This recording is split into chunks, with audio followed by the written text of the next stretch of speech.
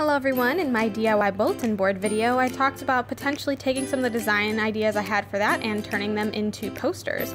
So here I'm going to show you using the website Canva, which is like canvas minus the s.com, how I am creating a DIY whiteboard poster. So basically Canva is, I would say, similar to most online programs where you can create posters or designs. You can manipulate text, you can edit it, change the font, adjust any images or illustrations. They have a ton of backgrounds that you can choose from. I ended up switching my design to this like softer pink one to match the classroom aesthetic I have going on.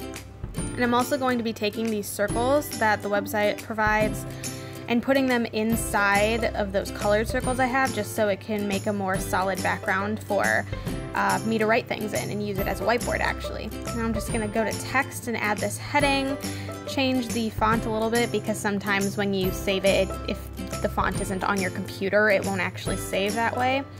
And once I like my design, I'm just going to download it and save it.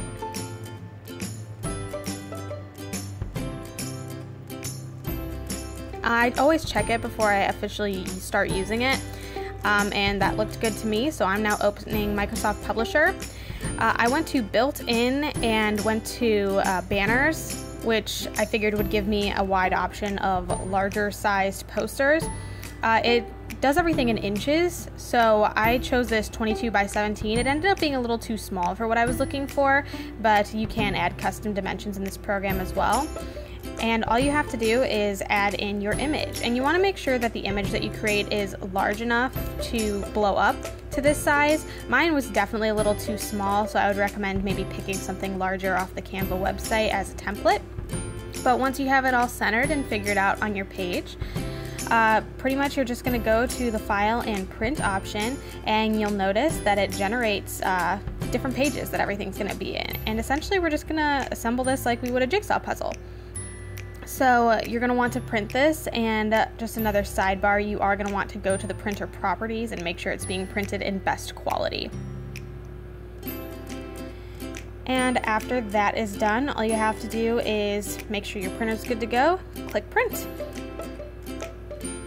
So mine printed out in about 6 pages. Again, I thought this was a little too small, but it all depends on your needs. I took this to my university's Technology Resource Center and just used the laminator in there to laminate everything. I would recommend cutting the shapes out first and then laminating, just because the paper that pokes out the edges kind of ruins it when you're trying to write on it. But all I did was assemble it together with some clear tape. You can't even really see it. This is what it looks like from far away. Definitely looks pretty good. As noted here, I would definitely add a piece of foam board or poster board behind it just to keep it flat and make sure that none of those creases start forming. This was obviously just my first trial run, but I think it actually turned out pretty well.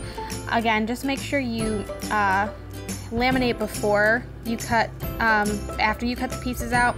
That way when you're taping everything together, you have those like overhanging pieces of laminate, so you don't have to worry about making sure that you cut perfectly straight lines. And here I am just testing it with a whiteboard marker to show you that it is in fact erasable, so now I can add in some quotes from any books that we read in our class. So thank you so much for watching. If you liked this idea and maybe want to see some more, feel free to like and subscribe, and maybe I'll be seeing you in the next video. Thanks a bunch, and I'll see you next time. Bye-bye.